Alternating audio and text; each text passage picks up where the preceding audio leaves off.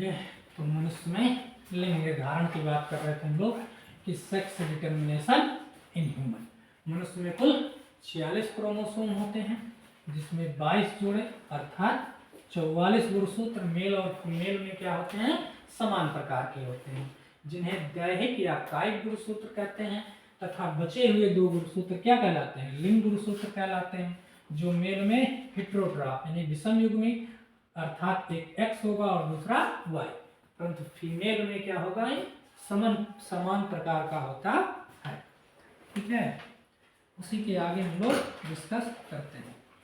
अर्थात फीमेल क्या होगी, या समान प्रकार का अर्थात XX होता है, अर्थात फीमेल समयुग्म की होगी, अर्थात फीमेल समयुग्म की होती है। ठीक है ना, फीमेल क्या होगी, समयुग्म की होगी। फीमेल जो होती है समयुग्म की यानी कि होमोगैमेटिक कहलाती है। इंग्लिश में कहते हैं इसको होमोगैमेटिक।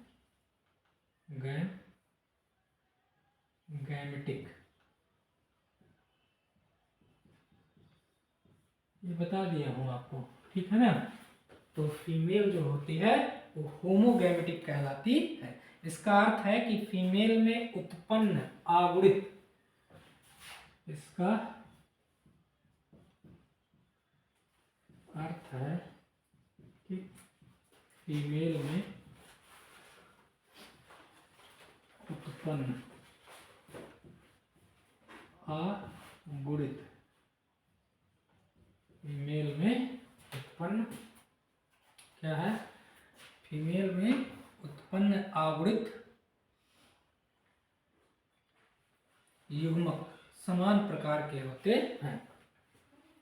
आगुणित युग्मक समान प्रकार के होते हैं। ठीक, समान ही प्रकार के होते हैं, अर्थात फीमेल में केवल एक ही प्रकार के युग्मक, अर्थात फीमेल में केवल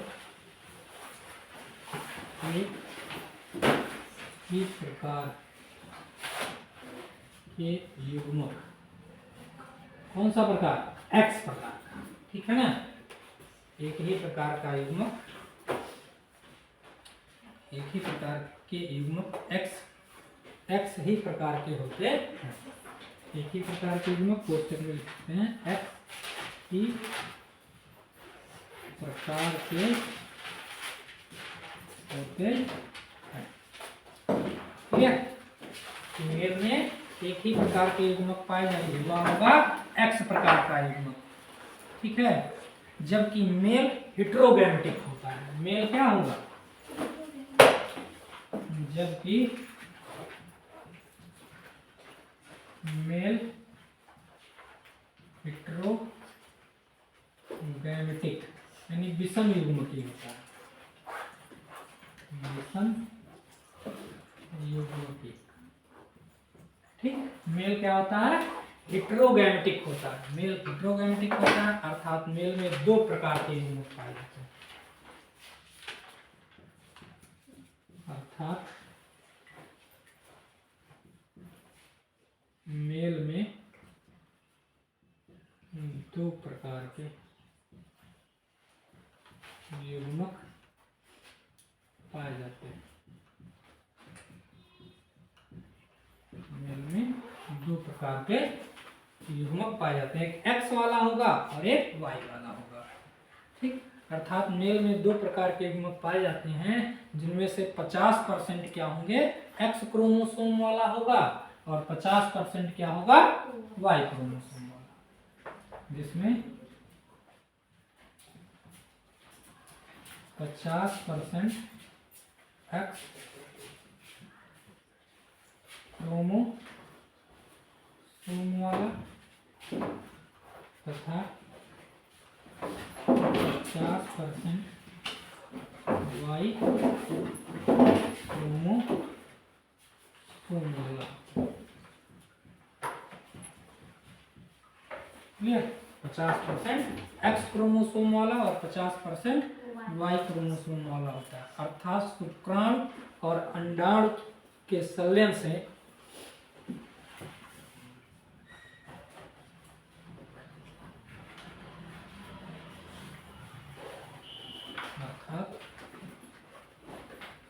शुक्राणु और अंडाणु के संलयन से बना युग्मनज शुक्राणु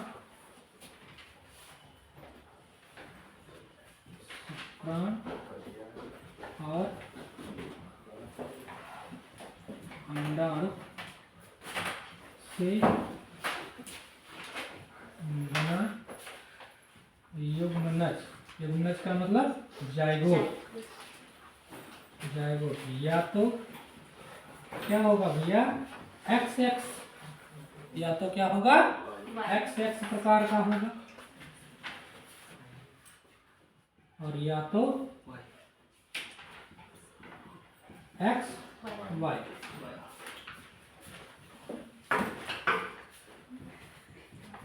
या तो XY प्रकार का।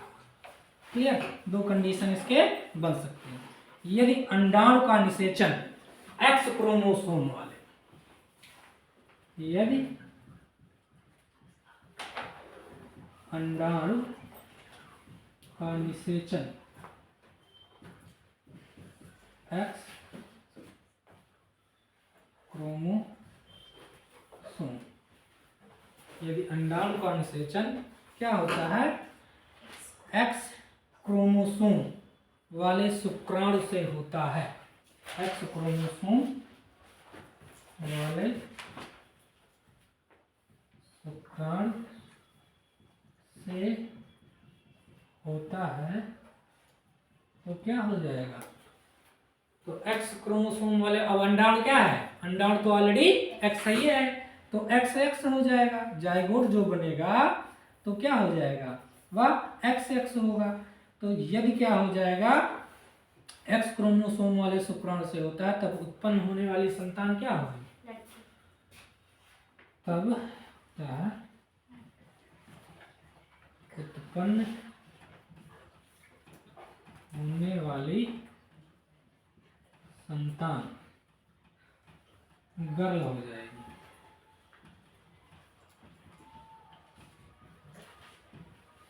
और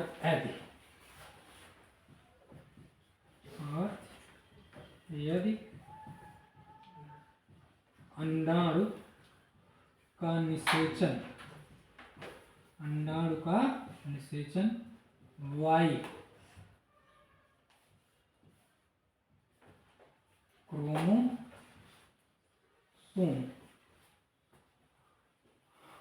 क्रोमोसोम वाले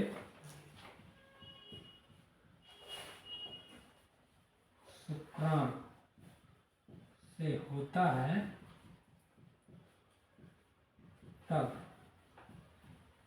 उत्पन्न होने वाली संतान क्या हो जाएगी? संतान बॉय। क्लियर हुआ? इस कंडीशन में जो संतान उत्पन्न होगी वो क्या हो जाएगी? बॉय हो जाता है। ठीक है, यानी कि मेल हो जाता है। अतः किसी भी परिवार में बार बार, ये हमने आपको बताया भी है, अतः किसी परिवार में बार बार गर्ल के उत्पन्न होने पर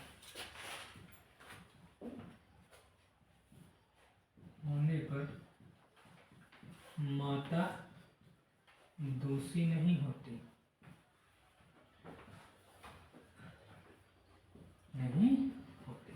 क्यों नहीं दोषी होती? क्योंकि माता के पास वाई क्रोमोसोम नहीं पाए जाते हैं।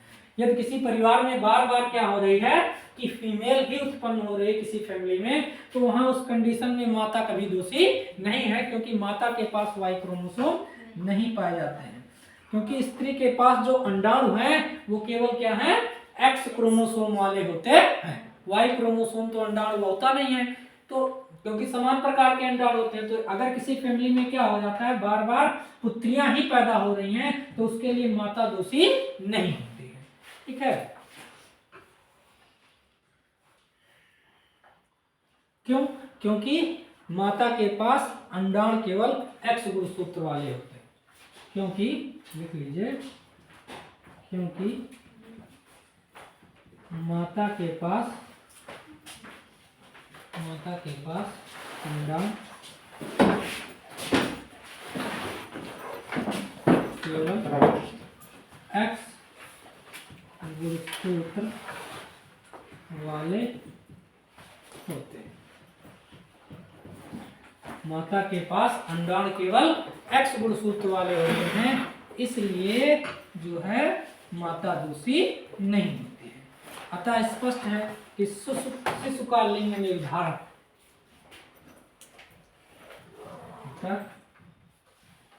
स्पष्ट है कि शिशु का लिंग निर्धारण कौन कर रहा है, पिता कर रहा है ना। तो शिशु का लिंग निर्धारण पिता के द्वारा ही होता है, माता के द्वारा नहीं। पिता के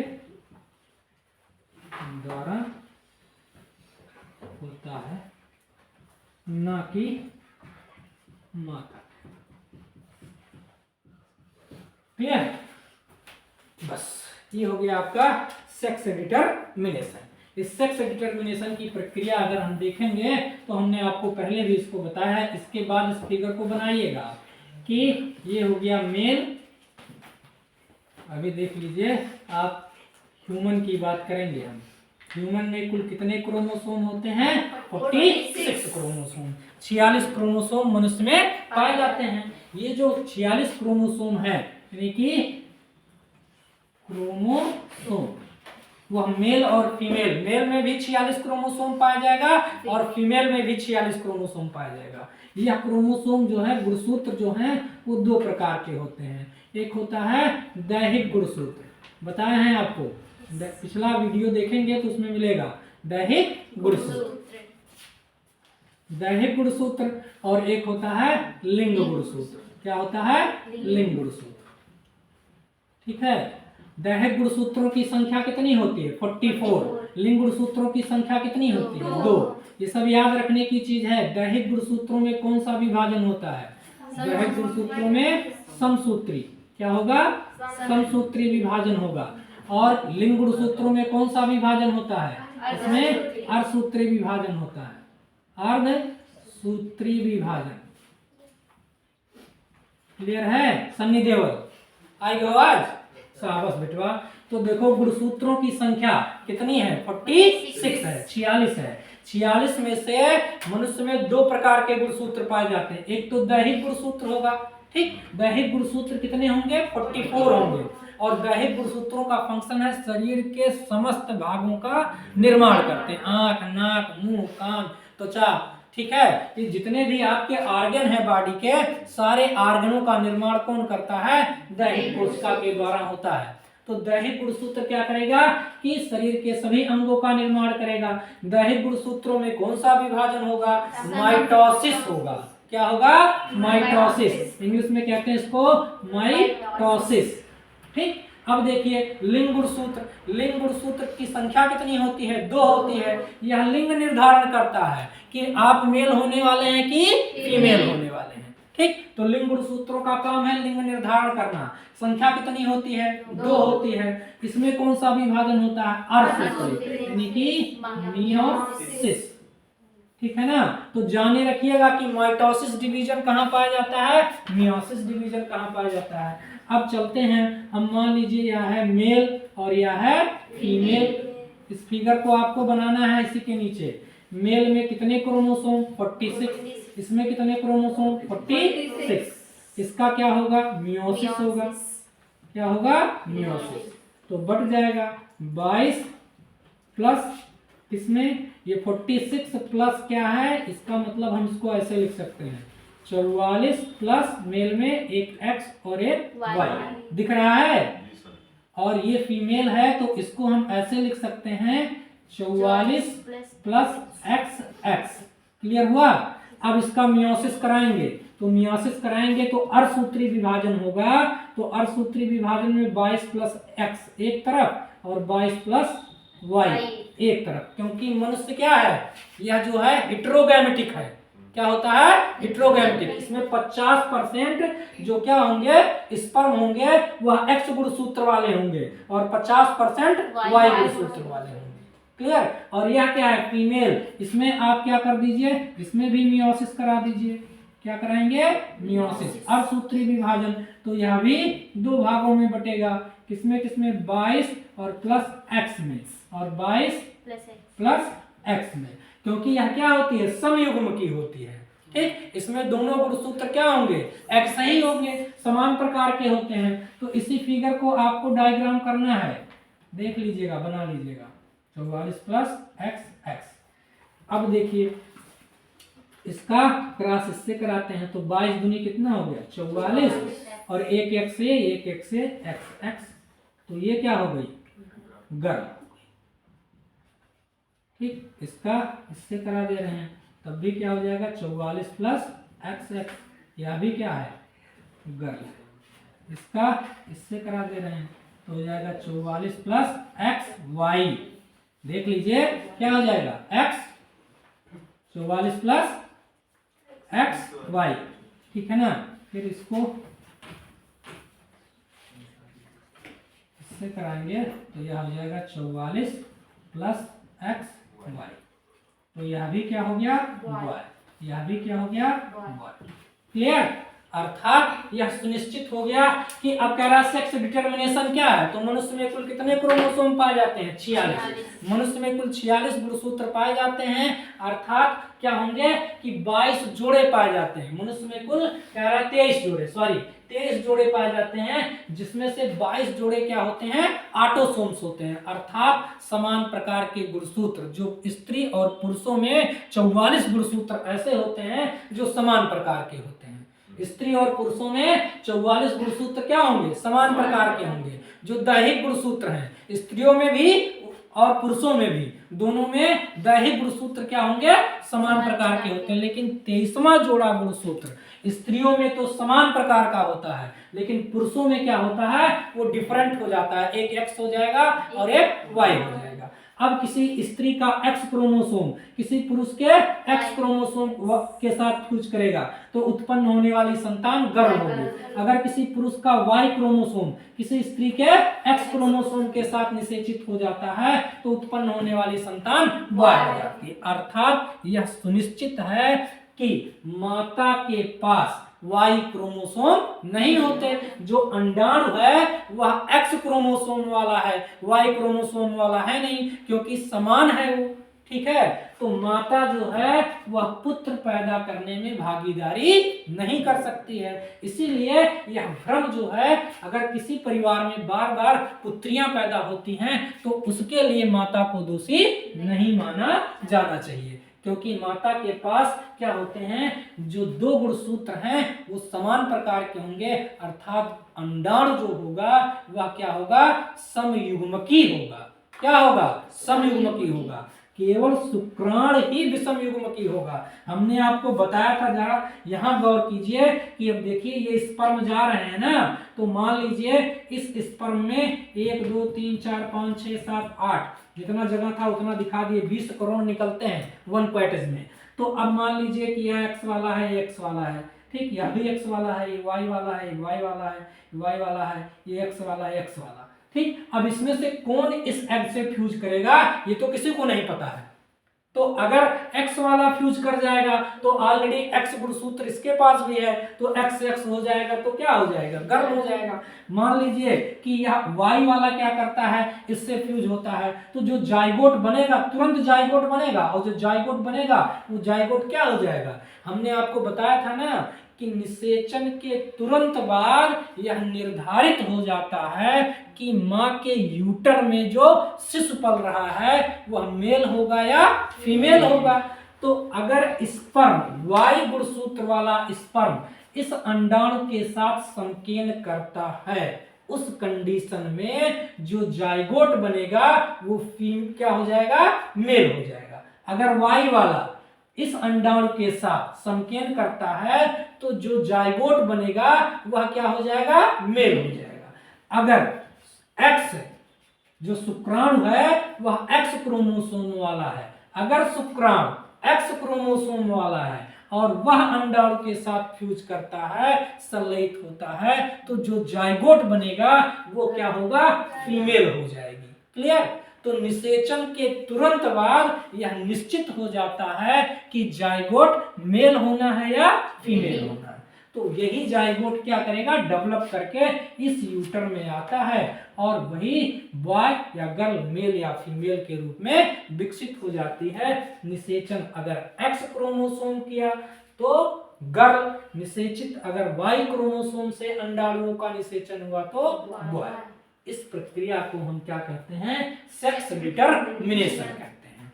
तो इतनी चीजें यहाँ जाने रखिएगा कि दैहिक गुणसूत्र क्या है, लिंग गुणसूत्र क्या है। दैहिक गुणसूत्रों में कौन सा विभाजन होगा, समसूत्री, और लिंग गुणसूत्रों में कौन सा विभाजन होगा, अर्धसूत्री। जनन कोशिकाएं ही वह कोशिका है जिसमें सदैव अर्धसूत्री विभाजन होता है। ये क्वेश्चन पूछा जाता है कि जनन कोशिकाओं में कौन सा विभाजन होता है, तो हमेशा याद रखिए जनन कोशिकाओं में अर्धसूत्री विभाजन होता है। क्लियर। और जनन कोशिकाएं ही तय करेंगी कि माँ के यूटर में जो शिशु पल रहा है वह मेल होना है उसको कि फीमेल होना है। क्लियर। तो ये आपका हो गया लिंग निर्धारण, यानी कि sex determination in human. Any problem. चलिए आगे चलते हैं।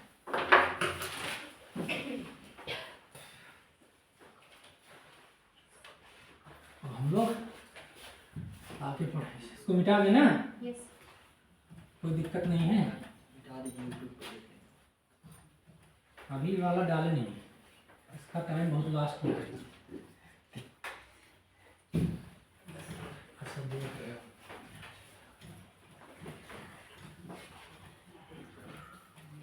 हाँ नहीं दिक्कत होगी तो देखते रहिएगा क्या करना है। अब जो है बात होगी मारुला व ब्लास्टुला का निर्माण कैसे होता है तथा इसके आगे का टॉपिक है मारुला तथा ब्लास्टुला। मारुला तथा ब्लास्टुला का निर्माण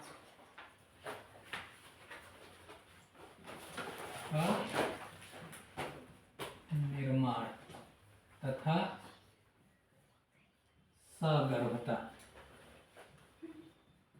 यानी फॉर्मेशन मारुला का, ब्लास्टुला का और प्रेगनेंसी क्या है। ठीक है ना। निषेचन हो गया तो उसी के बाद प्रक्रिया को देखते हैं।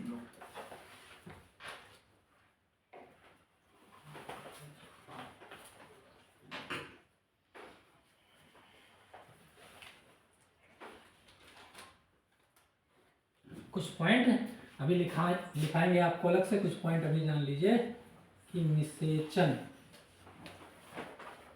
के, ठीक है ना, निषेचन के 1 घंटे बाद विदलन प्रारंभ हो जाता है। निषेचन के 1 घंटे बाद विदलन प्रारंभ हो जाता है। 1 घंटे बाद ही क्या होता है, विदलन की प्रक्रिया प्रारंभ हो जाती है। मनुष्य का जो युग्मनज है लगभग 0.1 मिलीमीटर का होता है। मनुष्य का युग्मनज, युग्मनज मतलब जाइगोट, जाइगोट कितना होता है, 0.1 मिलीमीटर। ठीक है ना, 0.1 मिलीमीटर का होता है। निषेचन के बाद यानी कि जब जायगोट गर्भाशयी गुहा में जाता है तो 5 से 7 दिन के अंदर ही गर्भाशय की अंतः स्तर निषेचन के 5 से 7 दिन बाद जब युग्मनज गर्भाशय गुहा में पहुंचती है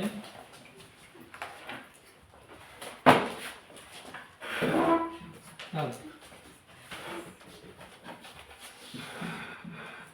गर्भाशय क्या करता है, एक तरल का स्राव करता है, ठीक है ना। तो गर्भाशय की जो एंडोमेट्रियम है, गर्भाशय की जो क्या है एंडोमेट्रियम है, वह क्या करती है, दुग्ध का स्राव करती है, नहीं एक तरल का स्राव करती है। तो गर्भाशय की एंडोमेट्रियम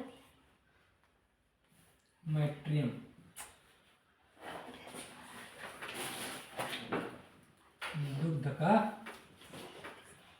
स्राव करती है। सब जाने रखिए आप, जो युग्मनज को क्या करता है, युग्मनज को पोषण देता है, पोषण देता है, ठीक है, जो युग्मनज को पोषण देता है।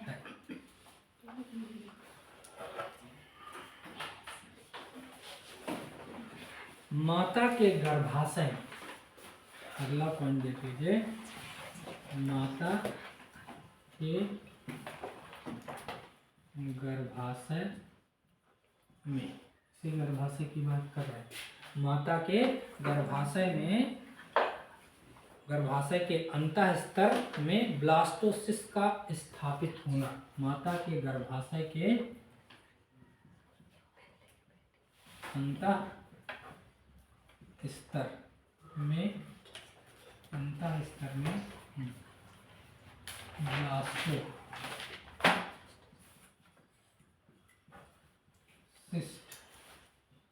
ब्लास्टोसिस्ट का क्या होना, स्थापित होना, स्थापित होना क्या कहलाता है, अंतःरोपण कहलाता है, ठीक है, स्थापित होना अंतःरोपण,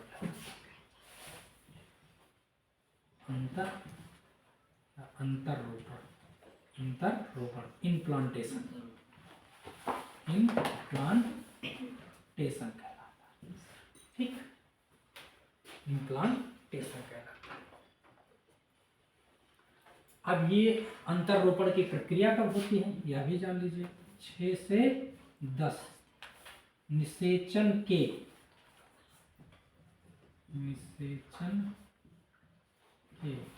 6 से 10 दिन के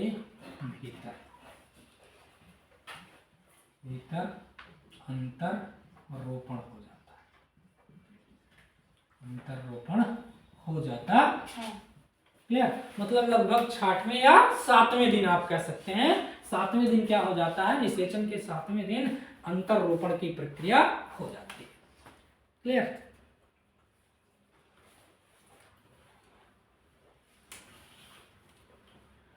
अब एक पॉइंट और लिख लीजिए, युग्मनज में सूत्री विभाजन तब शुरू होता है, जो युग्मनज बना है, युग्मनज में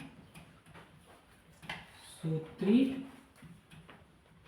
विभाजन, लिखिए नहीं लिखाएंगे हम, युग्मनज में सूत्री विभाजन तब शुरू होता है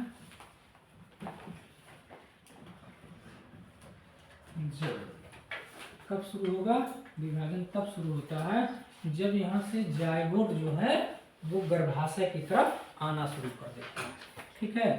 तो विभाजन तब शुरू होता है जब गर्भाशयी गुहा की तरफ बढ़ता है, जब वह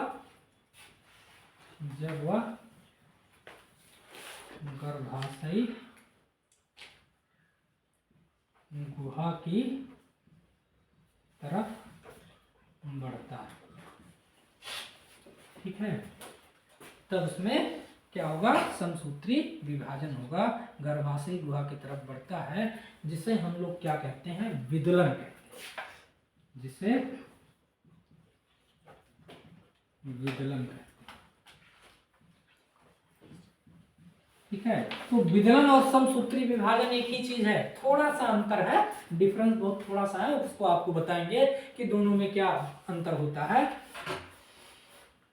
अब युग्मनज में विभाजन जब होगा तो युग्मनज क्या बनाएगा, कोरक खंड, यानी कि ब्लास्टोमियर, ध्यान दीजिएगा, युग्मनज, युग्मनज मतलब जाइगोट, जाइगोट विभाजित होकर या जाइगोट में विभाजन के द्वारा कोरक खंड, हिंदी में कोरक खंड कहते हैं, ठीक है। विभाजन के द्वारा कोरक खंड, इंग्लिश में कहते हैं ब्लास्टोमियर्स, ब्लास्टोमियर्स का निर्माण,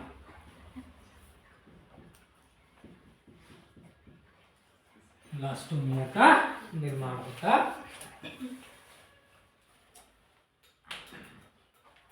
अब इतनी चीजों को जरा हम यहाँ पर क्लियर करते हैं कि ये प्रक्रिया कैसे होती है।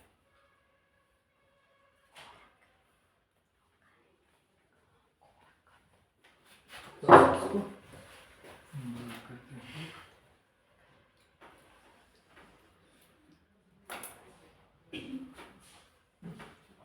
क्लियर, देखिए कह रहा है कि मारुला तथा ब्लास्टुला का फॉर्मेशन कैसे होगा। तो मारुला और ब्लास्टुला का फॉर्मेशन ऐसे होगा, आप ये पहले समझने की कोशिश कीजिएगा। यहाँ पर क्या है, यहाँ पर देखिए ये ओवरी है, यहीं से समझिए, ओवरी से क्या हुआ, ओवरी से ओवल्यूशन की प्रक्रिया हुई और ओवल्यूशन की प्रक्रिया से एग बाहर निकला।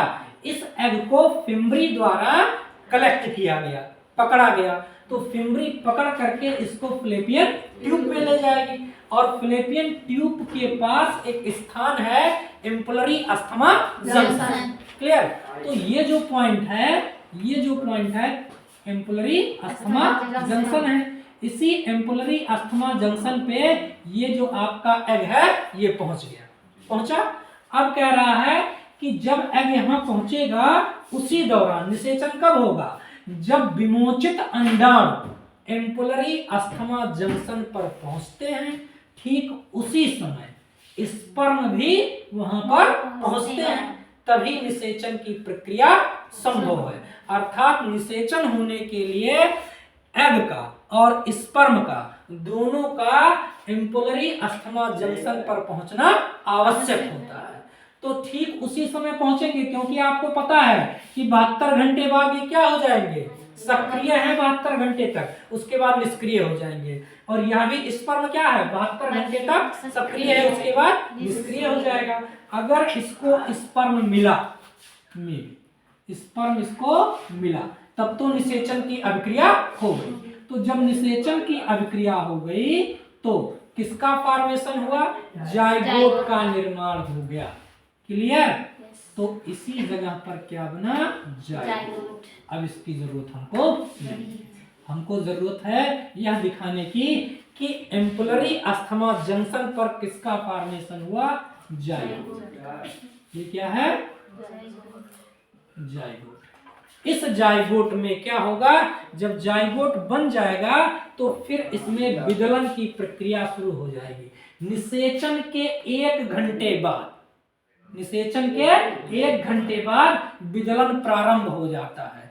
तो जब पहला विदलन होगा, ठीक, विदलन का मतलब समझ रहे हैं, विदलन का मतलब हो गया कि विदलन को हम क्या कहते हैं, एक प्रकार का सूत्री विभाजन है। और आपको तो सूत्री विभाजन पता ही है कि सूत्री विभाजन क्या होता है, बोलिए फटाक से।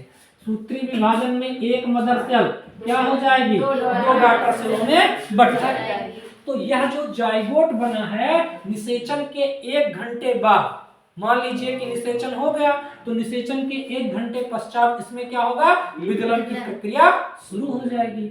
अब इसमें क्या हो गया, विदलन हो गया, तो प्रथम विदलन हुआ, प्रथम विदलन की प्रक्रिया हुई तो क्या हो गया, कितनी कोशिकाएं बनी, 2 कोशिकाएं।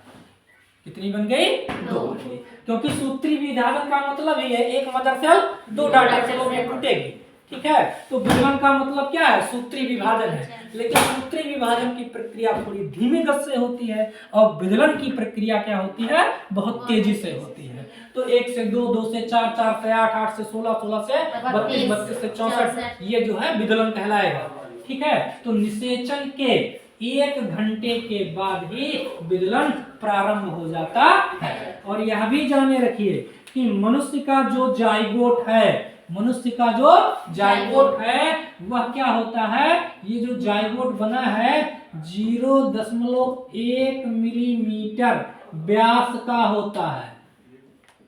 क्लियर, कितने व्यास का होता है, 0.1 मिलीमीटर व्यास का है जाइगोट। और उसी जाइगोट में 1 घंटे बाद क्या होगा, विदलन होगा। यानी निषेचन के 1 घंटे पश्चात जब जाइगोट बन गया तो इस जाइगोट में क्या होगा, निषेचन के 1 घंटे पश्चात विदलन की प्रक्रिया होती है। निषेचन के 5 से 7 दिन बाद जब युग्मनज गर्भाशय गुहा में पहुंचती है तब गर्भाशय में क्या होता है, एंड्रोमेट्रियम दूध का स्राव करती है। अभी तो छोड़ दीजिए, अभी तो यहाँ पर जाइगोट क्या हो गया, विदलन की प्रक्रिया शुरू हो गई। अब प्रथम विदलन, द्वितीय विदलन, तृतीय विदलन, विदलन शुरू हो जाएगा और तृतीय विदलन के बाद जो है वो कंटिन्यू हो जाएगा। बात समझ रहे हैं ना। तो अब 1 से क्या हो गया, 2, अब 2 से क्या होगा, ये कोशिका जो है, ध्यान दीजिएगा, इस जाइगोट के आकार में कोई परिवर्तन नहीं होगा, जाइगोट के आकार में कोई परिवर्तन नहीं होना है, केवल उसमें कोशिकाएं क्या होंगी, बढ़ेंगी, क्योंकि क्या हो रहा है, विदलन हो रहा है, यानी सूत्री विभाजन हो रहा है। तो अब ये कितनी थी, 2 थी, तो कितनी हो जाएंगी, ये ऑलरेडी 2 थी ना, 2 थी, तो इसका जो है विभाजन जब दूसरा विदलन होगा तो समकोण पर हो जाएगा, ठीक, किस पे होगा, समकोण पर। तो कितनी कोशिका बनी, 4। अब 4 से कितनी बनेगी, 8।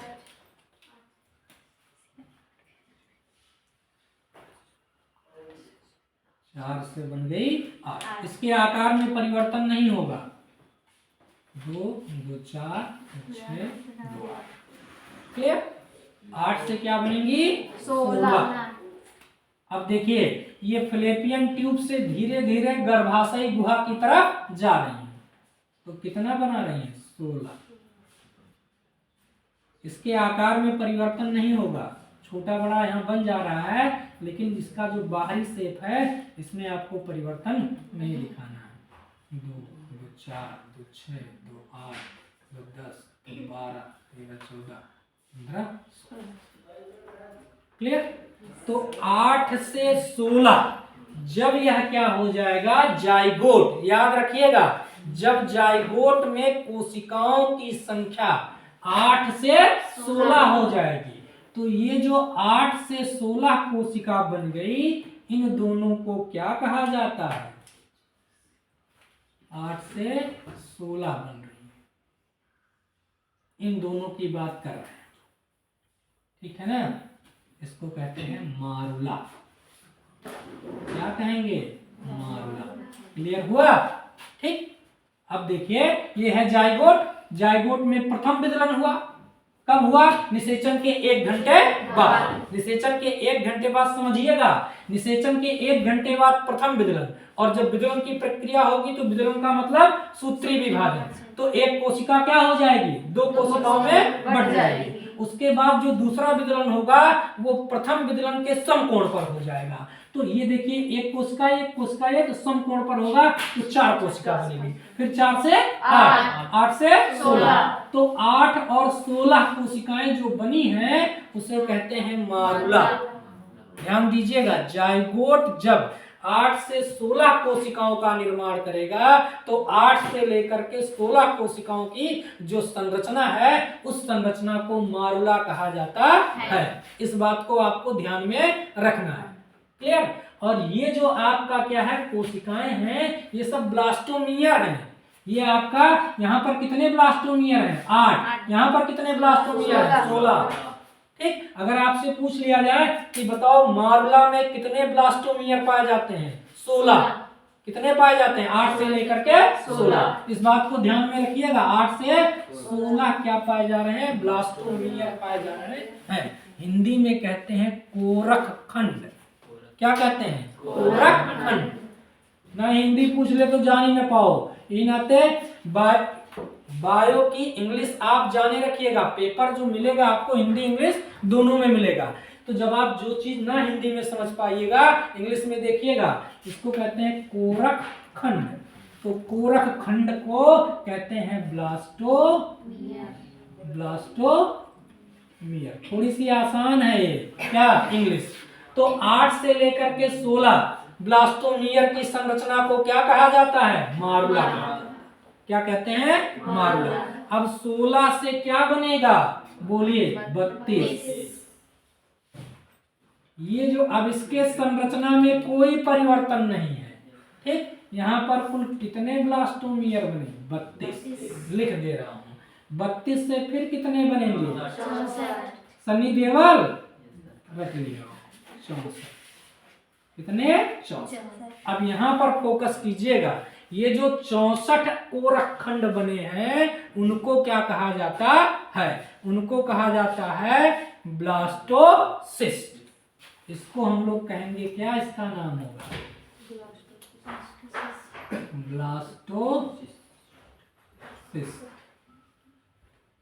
ब्लास्टोसिस्ट।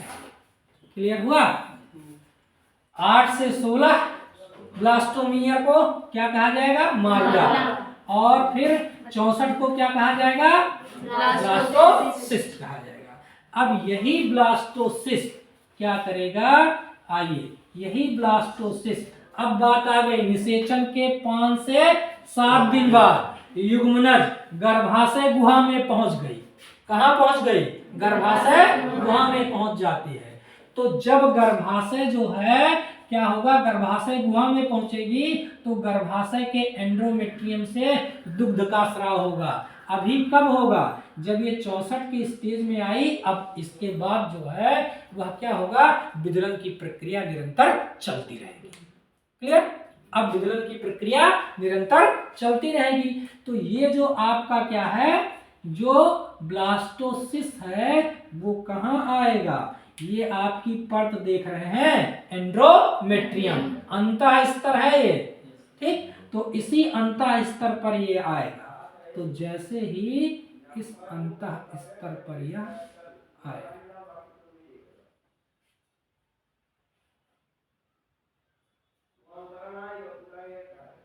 तो एंड्रोमेट्रियम क्या करेगी? इसको चारों तरफ से कवर करेगी।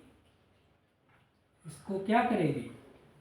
अब जब इसको ये क्या करेगी? एंड्रोमेट्रियम। देखिए जब क्या होगी? अब ये एंड्रोमेट्रियम के नजदीक आई है और जब यह एंड्रोमेट्रियम अभी तो टच नहीं कर रही है। अभी एक फिगर और बना दे। अभी तो ये टच नहीं कर रही। जैसे ही यह ब्लास्टोसिस्ट क्या होगा? आगे की तरफ बढ़ेगा। ये आपका है ब्लास्टोसिस्ट। और ये जब क्या होगा?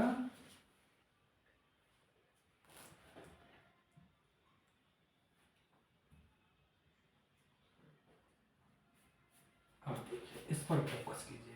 जैसे ही क्या करेगा? एंड्रोमेट्रियम की सतह से चिपकेगा। तो एंड्रोमेट्रियम क्या करेगी? इसको चारों तरफ से कवर कर लेगी। इसको क्या करेगी? चारों तरफ से कवर कर लेगी। कौन? एंड्रोमेट्रियम। अब जब एंड्रोमेट्रियम इसको चारों तरफ से कवर कर लेगी तब क्या होगा? एंड्रोमेट्रियम एक दुग्ध का स्राव करेगी। क्या करेगी? एक दुग्ध का स्राव करेगी और उसी कंडीशन में इसको क्या मिलेगा? इस जाइगोट को क्या मिलेगा? पोषण प्रदान होगा। समझ रहे हैं ना। तो यह प्रक्रिया आपका है कि जैसे ही क्या होगा, ब्लास्टोसिस्ट एंडोमेट्रियम की सतह से क्या होगा, एंडोमेट्रियम की सतह को टच करेगा तो एंडोमेट्रियम क्या करेगी, इसको चारों तरफ से विस्तारित कर लेती है और एंडोमेट्रियम से एक दुग्ध का स्राव होता है। उसी स्राव के द्वारा इस भ्रूण को पोषण मिलता है। निषेचन के, अब माता के गर्भाशय के अंतः स्तर में ब्लास्टोसिस्ट का स्थापित होना, यही ब्लास्टोसिस्ट है ना। तो देखिए माता के एंडोमेट्रियम में स्थापित हो गया। इस प्रक्रिया को क्या कहेंगे, इसको कहते हैं इनप्लांटेशन। अब आपसे पूछेगा कि बताइए इनप्लांटेशन क्या है। इनप्लांटेशन हिंदी में कहा कि का अंतरोपण। अंतरोपण किसे कहते हैं, तो ब्लास्टोसिस्ट, ब्लास्टोसिस्ट की बात करेंगे। ब्लास्टोसिस्ट कितना ब्लास्टोमियर से बना है, 64। तो जब ब्लास्टोसिस्ट क्या होगा, माता के एंडोमेट्रियम यानी कि अंतः स्तर पर स्थापित हो जाता है, तो इस क्रिया को इनप्लांटेशन यानी कि अंतरोपण कहते हैं। सीधे आप कह सकते हैं कि जायगोट का एंडोमेट्रियम में सेट हो जाना क्या कहलाता है, अंतरोपण कहलाता है। ठीक है, कोई दिक्कत। तो अंतरोपण की प्रक्रिया हो गई। निषेचन के 6 से 10 दिन के भीतर, याद रखिएगा कि आप यहां जान लीजिए 7वें दिन, अब 10 दिन के अंदर की बात कर रहा है, 6 से 10 दिन के भीतर, तो 7वें दिन उसको ले लीजिए। ठीक है, यह भी क्वेश्चन पूछा जा सकता है कि निषेचन के कितने दिन के भीतर इनप्लांटेशन की प्रक्रिया होती है। आंसर आपका होगा 7 डेज। क्या होगा, 7 डेज। क्लियर कट रखिएगा, ठीक है ना, कोई दिक्कत। इनप्लांटेशन निषेचन के कितने दिन के बाद हुआ, 7 डेज। 6 से 10 हमने यहाँ पर लिखा है, निषेचन के 6 से 10 दिन के भीतर अंतरोपण होता है। अंतरोपण कहाँ हुआ, एंडोमेट्रियम पर हुआ। अंतरोपण किसका हुआ, ब्लास्टोसिस्ट का हुआ। कितने, निषेचन के कितने दिन के बाद, 6 से लेकर के 10 दिन। क्लियर कट करेंगे 7 दिन। अगर डेट पूछेगा तो 7 दिन के अंदर क्या हो जाता है, अर्थात 7वें दिन, 7वें दिन क्या होता है, इनप्लांटेशन हो जाता है। क्लियर, निषेचन के 7वें दिन, निषेचन के बाद 7वें दिन इनप्लांटेशन अंतरोपण की प्रक्रिया हो जाती है। आगे चलते हैं। अब कह रहा है युग्मनज में सूत्री विभाजन तब शुरू होता है। देखिए यही हमने आपको बता दिया है, ये जायगोट है। जायगोट में सूत्री विभाजन कब होगा, जब वह गर्भाशय गुहा की तरफ चलना शुरू करता है। यहाँ निषेचन हुआ, निषेचन के बाद क्या होगा, जायगोट गर्भाशय गुहा की तरफ आना शुरू करेगा।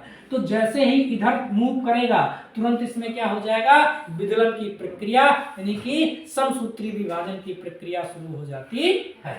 ठीक, युग्मनज जायगोट में विभाजन के द्वारा कोरकखंड यानी कि ब्लास्टोमियर्स का निर्माण होता है। वह भी आपको बता दिए कि जो विदलन की प्रक्रिया होगी, ये सब पॉइंट जाने रखिएगा कि विदलन कब शुरू हुआ, किसमें, जायगोट में। जायगोट में विदलन कब शुरू होगा, निषेचन के बाद। जब जायगोट, निषेचन के बाद जब जायगोट फिलिपियन ट्यूब से, मतलब अंडवाहिनी से, ये यहां से लेकर के यहां तक की रचना क्या है, अंडवाहिनी है। तो जब जायगोट अंडवाहिनी से गर्भाशयी गुहा की तरफ आने लगती है, तब उसमें क्या हो जाता है, विदलन की प्रक्रिया शुरू हो जाती है।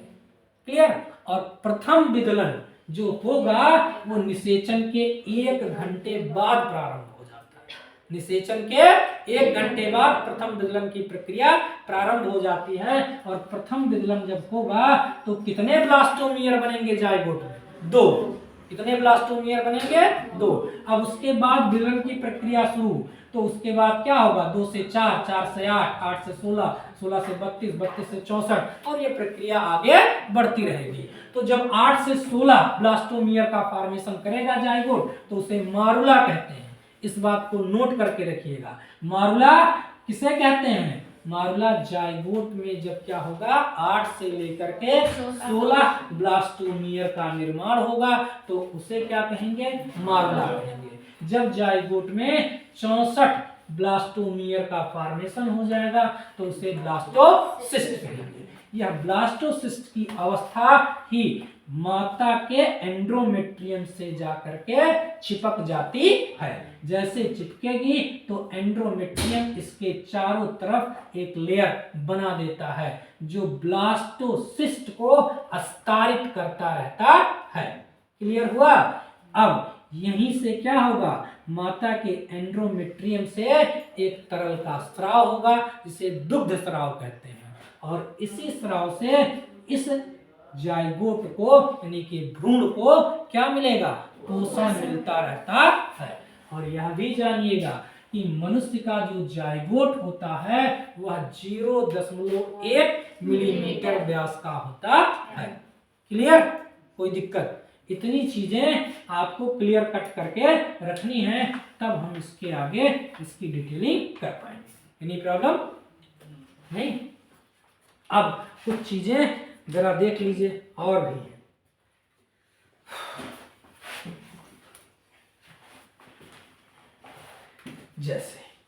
जैसे आपका है मारुला में 2 प्रकार की कोशिका पाई जाती है। ये जो मारुला बना यानी कि यहां समझिएगा आप, ये है जाइगोट, यहां समझिए। क्लियर? अब इस जाइगोट में क्या होगा, बोलिए, विदलन। क्या होगा? विदलन। विदलन को कहते हैं, इसको हम क्या कह सकते हैं, समसूत्री विभाजन। समसूत्री कह सकते हैं। थोड़ा सा अंतर है। अंतर क्या है, हमने आपको बताया कि विदलन की प्रक्रिया में कोशिका बहुत तेजी के साथ बनती है। सूत्री विभाजन यानी समसूत्री विभाजन में जो कोशिकाएं बनेंगी उनकी गति धीमी होती है। यहाँ पर अंतरावस्था बहुत लंबे समय का हो जाता है, यहाँ पर कम समय का हो जाता है, लेकिन है एक तरह से क्या, समसूत्री विभाजन। आपको हम इसकी डिटेलिंग जब करेंगे बताएंगे डिफरेंट क्या होता है, लेकिन अभी आप जानिए कि विदलन का मतलब समसूत्री ही है, क्योंकि इसमें भी एक मदर सेल 2 डॉटर सेल में, इसमें भी एक मदर सेल 2 डॉटर सेल में बनेंगी। तो यह क्या है, जाइगोट। जाइगोट में हुआ विदलन। तो जाइगोट में जब विदलन हुआ तो कुल कितनी कोशिका बनी, 2। कितनी कोशिका बनी, 2। ठीक है, अब 2 से कितनी बनाएंगी, 4। 1 2 3 और 1 4। क्लियर? 4 से कितनी बनाएंगी, 8। आकार में कोई परिवर्तन नहीं, 2 3 4 5 6 7 और 1 8। ठीक, आकार में कोई परिवर्तन नहीं। चलिए 8 से कितनी बनाएंगी, 16। 1 2 3 4 5 6 7 8 9 10 11 12 13 14 15 और 16। क्लियर? 16 से कितनी बनाएंगी, 32। इसकी संरचना में परिवर्तन नहीं होना है, कोशिकाओं की संख्या बढ़ेगी। 1 2 3 6 7 8 9 10 11 12 13 14 15 16 17 18 19 20 21 22 23 24 25 26 27 28 29 30 31 32। क्लियर? 32 से कितनी बनाएंगी, 64।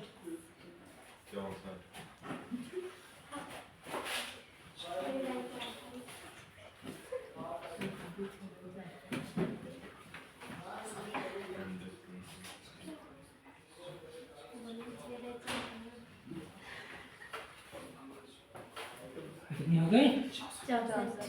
ठीक है ना? अब ये आपसे कह रहा है कि देखिए यही प्रक्रिया है, इसके आकार में, जाइगोट के आकार में परिवर्तन नहीं होगा, केवल अंदर की कोशिकाओं की संख्या में क्या होगा, वह बढ़ती जाएगी। ठीक है ना? तो ये जो आपका क्या है, युग्मनज विभाजन के बाद क्या करता है, ध्यान दीजिएगा, युग्मनज का क्या हुआ, इस युग्मनज यानी जाइगोट का विभाजन हुआ।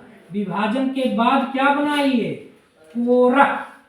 कोरक खंड का बनाई सो मनीष, कोरक खंड। इसी को कहेंगे ब्लास्टोमियर। क्या कहेंगे, ब्लास्टोमियर। ब्लास्टोमियर। ठीक है ना? तो कितने ब्लास्टोमियर हैं इसमें, 2। क्लियर? तो ये जो है ब्लास्टोमियर कहलाएगा। अब आपका मारुला जो है कहाँ पर आपको मिलेगा, तो ये हो गया 2, 2 से 4, 4 से 8, 8 से 16। ये स्टेज क्या कहलाई, मारुला। क्या कहलाई, मारुला। यह जो मारुला होती है, कह रहा मारुला में 2 प्रकार की कोशिकाएं पाई जाती हैं।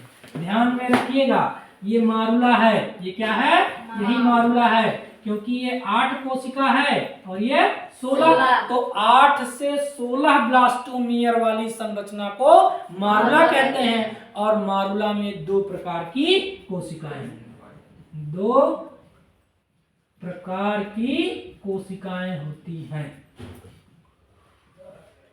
2 प्रकार की कोशिकाएं। किसमें,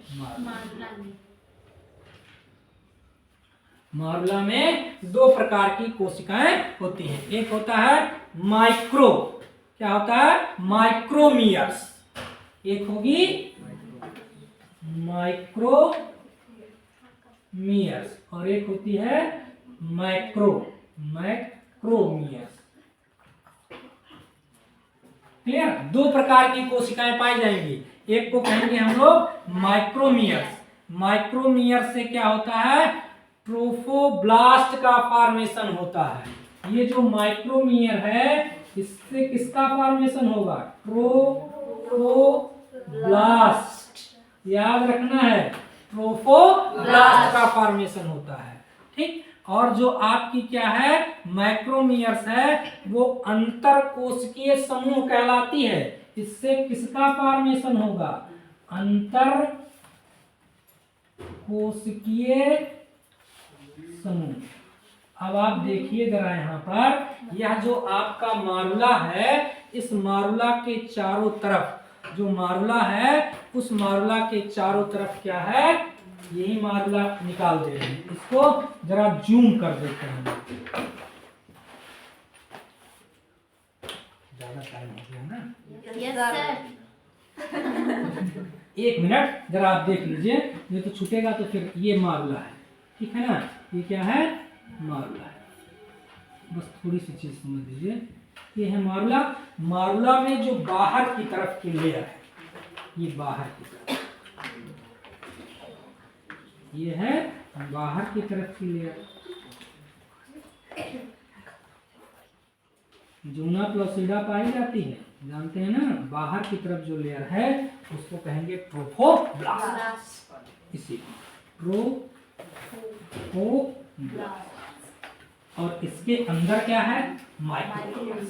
ये आपका है अंतःकोशिकीय समूह। ये क्या है, अंतःकोशिकीय समूह। यह भी क्वेश्चन पूछा जाता है कि ट्रोफोब्लास्ट यानी कि जो आपका क्या है, जो आपका मारुला है, उस मारुला में ट्रोफोब्लास्ट जो होगा बाहर की तरफ होगा, और जो क्या होगा, अंतःकोशिकीय समूह है वो अंदर की तरफ होता है। यानी कि जो आपका मारुला है वो 2 प्रकार की कोशिकाओं से मिलकर के बना होता है। इस बात को ध्यान में रखिएगा, मारुला 2 प्रकार की कोशिकाओं से मिलकर के बना है। बाहर की तरफ क्या पाई जाती है, ट्रोफोब्लास्ट पाई जाती है, और अंदर की तरफ अंतःकोशिकीय समूह यानी कि मैक्रोमियर्स पाए जाते हैं। माइक्रोमियर सेल जिसको आप कहते हैं। तो आज के लिए इतना ही। Any problem?